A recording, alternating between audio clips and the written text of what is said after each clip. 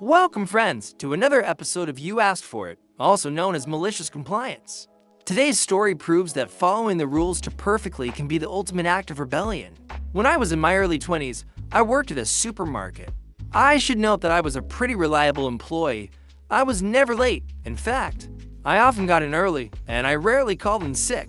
At the time this happened, I had not called in sick for 9 months, and even then, the manager had sent me home.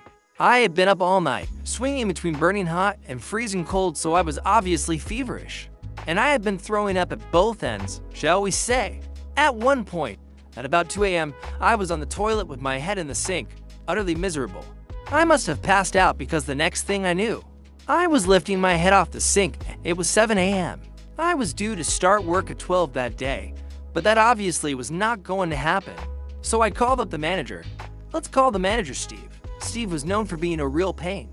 He never believed anyone who called in sick, except his best buddies, usually other managers. Never low-level staff, but he often called in sick himself, most of the time.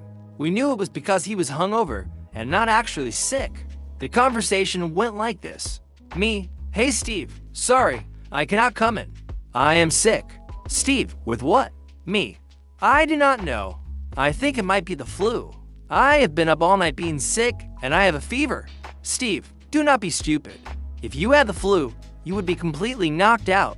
I need you in. Come in, or you are fired. Me, I cannot. I just told you I cannot stop vomiting, and I even passed out. Steve, either come in or bring a doctor's note, or you are fired. In the UK, you are legally allowed to self-certify for 5 days. This means you can tell your employer you are sick, and you do not need a doctor's note. If you are sick for more than 5 days, then you need a note. It is also illegal to demand a doctor's note during the self-certify period. I knew this, but I was terrified. This was during the recession. I could not afford to lose my job. So I got myself dressed. I almost passed out trying to do so, then trudged to the doctor's. Some 25 minutes walk away. I ended up sitting in the doctor's office for a little over an hour, which for walking was pretty good. I got in to see the doctor, and she was furious at me for coming in. You are not supposed to come to the doctor's when you have a cold or flu, and of course, I knew I should have been able to self-certify. She told me I should not be there and should have stayed home. I then explained what had happened with Steve and how he had threatened to fire me over this, and that I could not afford to lose my job. I was already struggling. My doctor turned her anger toward my manager. She asked if I got sick pay from the company, and I said yes. He wants a sick note, does he? The doctor said, okay, I will give him a sick note. Now, my manager just wanted a note confirming I was sick, but instead, my doctor wrote something along the lines of this. My name has come to the surgery because manager name has insisted she come in. Despite the fact that this is illegal and all employees are allowed to self-certify, due to being forced to make this unnecessary and highly dangerous trip while the patient is ill, has a fever of 39 degrees Celsius, and nearly passed out in the waiting room. I am signing my name off for 2 full weeks to recover. Had my name been allowed to self-certify as is the law, they might only have needed a few days. But due to straining themselves, they now require 2 full weeks. They are not to be permitted to work until 2 weeks later. The doctor said she would have signed me off longer, but that was the maximum she could do without requiring further evidence. So instead of just being off for a few days, I was now signed off for a full 2 weeks, and I would be paid for it. I went to my workplace, and one of the duty managers saw me and asked me what the heck I was doing there. They told me to go home, as I was obviously very unwell.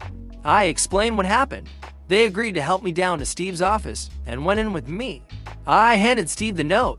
He looked worried and tried to say, I was not being serious about firing you. Well, gee, when you angrily growled it down the phone, it sure sounded like it.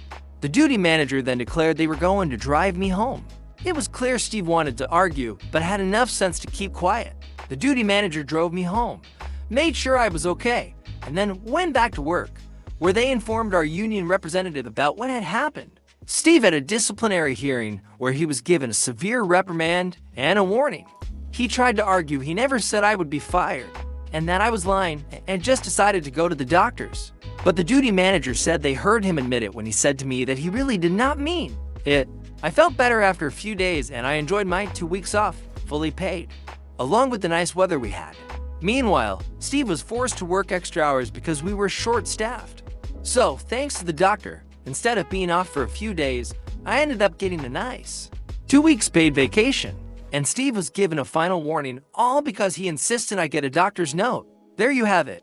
The art of malicious compliance. All sass, no sweat. And rules followed just wrong enough to be right. It is not about causing trouble, it is about proving a point. One policy at a time. Did you enjoy that? Hit like and subscribe for more brilliantly petty wins.